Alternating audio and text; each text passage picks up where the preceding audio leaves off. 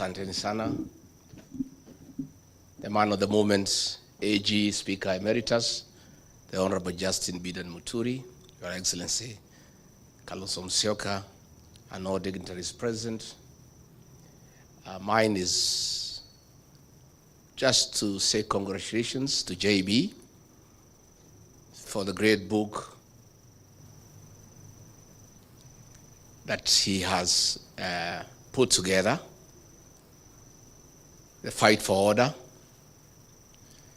And JB, my brother, my kinsman, as a student of literature, let me confirm that is a great art of work. And in literature, you evaluate content and form. At the University of Nairobi in the 80s, there were two schools of thought on what defines a great work of art. One group led by the late Professor Chris Wanjara believed that a good work of art is content, what you say. Another group led by Professor Henry Dangasi believed that a good work of art is the form, how you say it. Reading this great book, I want to confirm that it is splendid in both content and form. You have told a good story and you have told it well. JB Muturi, my brother, is a great friend of mine. We have come from far. We were trying to make Uhuru Kenyatta president in the year 2002 together with Murathe. Those days I used to take Uji Murathe, I quit the club. I'm still told you are taking Uji in the layer. And we did not succeed. We proceeded until we made Uhuru Kenyatta president in 2013. And he became speaker. I joined him as a member of parliament in the 12th parliament. And we've been very close. Then we looked for government together, we were in the same cabinet. What JB has written here, especially the latter part, is true. And in the cabinet we served under Gidenji. JB and I were the only true, honest people. When I left, he was left as the only one who is honest. When he left, there's nobody in that cabinet who is truthful. The rest are flower girls and yes sir. And this is a good story, and these stories must be told. I will be telling mine, but not now, I'm too busy. I have some work to do. But I'll be doing a good work on the route of betrayal as we go on. It's good to tell this story because JB tried to bring order to government like he had brought in parliament.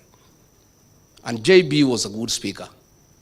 Despite the fact that he came from TNA, he never became a youth winger for Uhuru Kenyatta. JB and Kenneth Marede were two great speakers. It's unfortunate the speaker we have today is a youth winger. You find him in empowerment forums giving people maharagwe. And for that, JB, we salute you. You created order in parliament. You tried to create order in government and you got in trouble, like myself. That's why we are out with you in the trenches. Because you tried to create order. Let me confirm to the people of Kenya that JB Muturi as Attorney General saved this country billions of shillings by refusing to sign shady deals that were laced with conflict of interest and state capture. I remember when one day he was in Dubai and William Ruto called me very annoyed and very angry and full of abuse, abusing JB Muturi in all manner of abuses. Wewe Regiji, tafuta hiyo mtu yako ya bere, hiyo mjinga. Bure kabisa hiyo mtu. Hii sanamu mlitoa wapi mliletea mimi as Attorney General? Tell him, nitafuta yeye kazi. I'm telling him to do things he cannot do. Tafuta yeye, si mtu ya kabila yako. Huyu Ruto anasema hataki ukabila. Tafuta yeye and tell him to sign those things. Hey, I called JB. Hey, AG, where? Boss is burning. He is all over. Kwani umefanya nini? What have you done, my brother? You are in trouble. He said I was coming. I'm at the airport, and the boss has called me. I met some business people there and signed a contract on the runway. And I've said I can't. I need to look at the document, give it to people at the chambers, interrogate, and advise government whether it's in order or not. I cannot sign. So I called the president. I said, no. Boss, what you're asking JB to do is wrong. He's on transit, and he's being given documents by people he doesn't even know to put his signature as Attorney General that it is right. And he stood his ground. He was trying to call government to order. I remember one day we were in Naivasha for a conference for cabinet secretaries and principal secretaries. And William Ruto called me to his room again and abused me and my community because of JB Muturi. Hii mtu yako ya bere, buri. Ebu muite hapo mwambie hiyo vitu nimwambie afanye.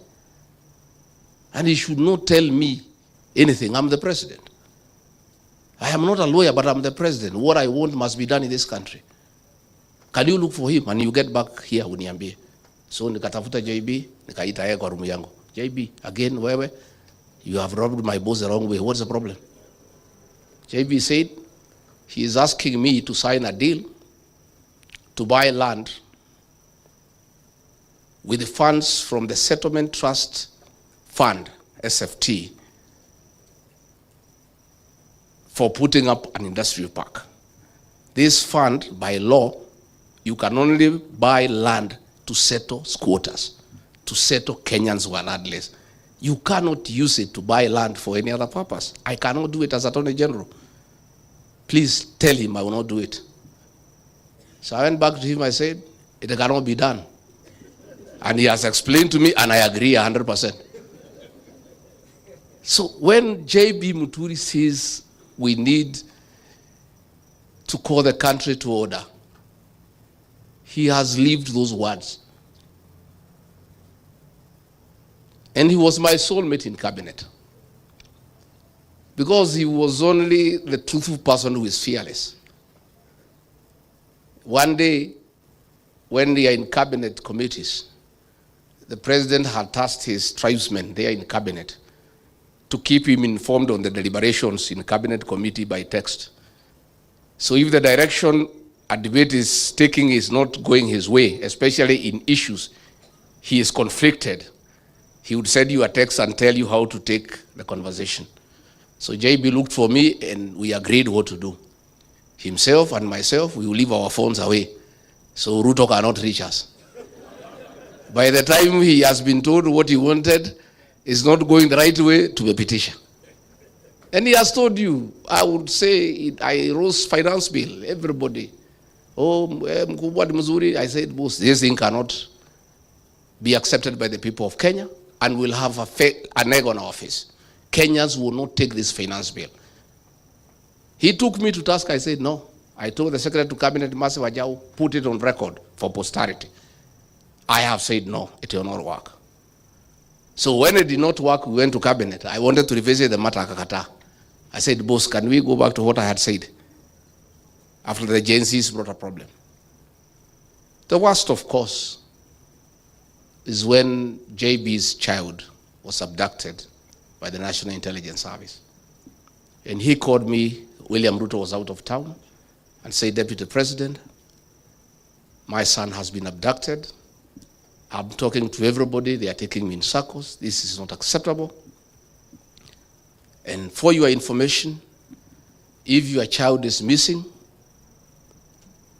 and is suspected to be the hands of the police or security agencies, you go to court and file what you call a habeas corpus compelling the Attorney General to produce the person, dead or alive. So J.B. Muturi asked me, as Justin Muturi, if I file a habeas corpus against the Attorney General of the Republic of Kenya, whom will it be served upon? So I called Kindiki, Mr. Yesa, he took me in circles. He was in Interior. I could see he's lying. He knows, but pretending he doesn't know. I called Nurdin Haji, he took me in circles. I called Mohammed Amin, director of CID, he took me in circles. I called Japheth Kome, he was the IG, he was talking to me in Kemeru. And they were all taking me in circles. And I called William Ruto, he was out of town. I said, Mr. President, Your Excellency, we have a problem in our hands. The son of your Attorney General has been abducted. He sits in the National Security Council. He is here with me asking why anybody would abduct his son. And he sits in the National Security Council. He is a principal legal advisor to the government. If anybody had a problem with his son, it's just asking Meji, can your son turn up here? I say, this is not right. Wewe Rigiji wacha fitina bwana. Wewe umenisumbua. Kila siku unanipigia simu fitina. Abducted by who? In which country? Wewe bwana usinisumbue. Usilete mimi fitina. He's put on the phone. So I told JB, go and face him. He knows where your son is. I've listened to him, I know him. And JB took my advice and I alerted him. I told him I will alert you when he arrives. The minute I was told he is 10 minutes away, the choppers were alerting, I said, be at the gate. He went and faced him head on as a man. And JB Pongezi, that's the way to be a man. And within 2 hours, his son was at home. This is what we need for this country. Most people are cowards. JB, you didn't want to waste time inviting CSs. They cannot come here. They are cowards. They don't want to be associated with you because of what you say and what you speak. Let me say finally, JB is a good man. He was my boss in Parliament as Speaker. I was a first-time MP. 5 years down the line, I became his boss as Deputy President. He respected me in my new position. All the other MPs we came with from Parliament had nothing but disrespect and distaste for my new position. But this man here said, God has given you this opportunity, we must respect authority. So we developed a very tight relationship. And I had to pay him back one day in kind. And it's good I tell you. After the Gen Z protests, the cabinet was dissolved. And William Ruto was struggling on what to do, bring Raila and his people in, this, that, and we let him do what he wanted to do without too much argument. And he announced the first batch, and out of the positions I had negotiated for my counties where I come from, he did not appoint anybody from Embu. And I asked him why. He said, let's wait kidogo. So, in the next appointment, the final one, he called me and Musalia so that we flank him to announce the last batch of cabinet. And he was in a hurry, let's go. I said, hey, what do you mean we go? How? How do we flank you to announce what we don't know? No, wewe Rigiji, wacha maneno mingi. Musalia, let's go. I said, no, I can't. If we are flanking you to make the announcements, we must be part of what you're announcing as the usual practice. I cannot flank you to announce cabinet when I don't know who you're announcing. I cannot hear it for the first time with the rest of Kenyans and the press. So he was very angry. Then he rushed to his office. Oh, Musalia, my God. He was shaking like a leaf. Oh, Mwami, how can you challenge the president? How? Please, this is not right. I say, Musalia, my friend, do you know this announcement, your name could be missing in that paper? The only person who is safe is myself because I'm elected. So mimi hata nakusaidia. So he went and brought the list and threw it at me. I looked at it and found that JB had been dropped from Embu and he had put somebody else. And then I asked him, who is this? I don't know him. You have not consulted me. We had an agreement. Who is this? Oh, is somebody says Barida brought. I said, no. I cannot be party to that decision. Because the other time, you appointed somebody from Meru. I did not argue with you. The people of Meru were asking me, who is this? I don't know. Where is this home? I have no idea. This person I don't know. So if that is your choice, go ahead and announce. I cannot accompany you to make that announcement. He said, wewe Rigathi. Hii ukabila yako itakufikisha wapi? I said, Mr. President, I am not party to that decision. How do I accompany you to announce something I'm not part of? And the people of Embu will be asking me, who is this? But if I'm not there, just go ahead and announce. He kept quiet like 3 minutes. He said, he threw a pen at me. He said, toa hiyo mtu weka hiyo JB yako hapo. This JB, you are crazy about this JB. I said, but Mr. President, this is a good man. And I chair the cabinet committee. This is a solid minister. All the other people you are putting and you have returned, most of them are useless. I sit there and I have listened to this man. And he means well for this country. So why do you want to remove him? What is it that he has done? So he said, chukua. Mimi nikachukua kalamu, nikafuta hiyo mtu na kalamu ya wino, nikaweka Honorable JB Muturi. Nikamrudishia. But then I told him, because I know you, if we go there and you announce the other name because I think that is what you want to do, I'll walk away when the press is live. So that's how JB Muturi got his job back. And after that, I was thrown away, and he followed me. I'm sorry I was not there to defend you another time. So I want to say, as we celebrate JB, this country is blessed with a great leader, a steadfast man, a great man. And JB Muturi, as you have been told to put order into this table. If the formula of nominating a single presidential candidate favors me, and I'm elected as president, you will play a very important role in my government.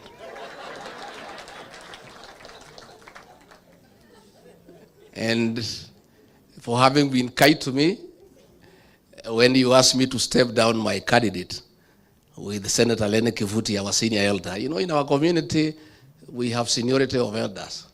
If Lene Kivuti summons me, I'm a junior elder in my community, and gives direction, I just have to honor. So when Lene Kivuti and JB Muturi summoned me and said, as better people, we have decided that you step down your candidate in favor of Newton Karis, I agreed with the two senior elders from our community, because that is the way things should be run. So JB Muturi, please take us to Bere with Senator Kivuti and call the people of Bere North to order.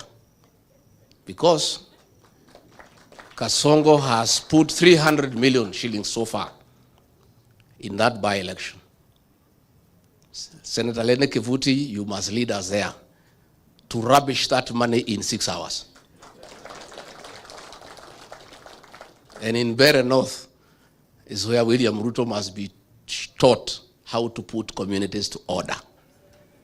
And JB Muturi, mi nakutakia mema. I'm sorry I've taken a little bit longer, but I wanted to tell you about this man. And where we are, as a country, we need such people. JB Muturi and myself could not last in that government. The leader of that government is a pathological liar. I have actually serious doubt whether his real name is William Ruto. We are just too honest and too truthful. And for those we have joined hearts together, Stephen Kalonzo Musyoka, Fred Matiang'i, Eugene Wamalwa, Mother Karua, please get used to me and JB. We'll be very truthful to you. And always take it well, because we mean well for this country. And for you to help this country, you must be truthful, not only to yourself, but to the people of Kenya. Asanteni sana na shukuru sana.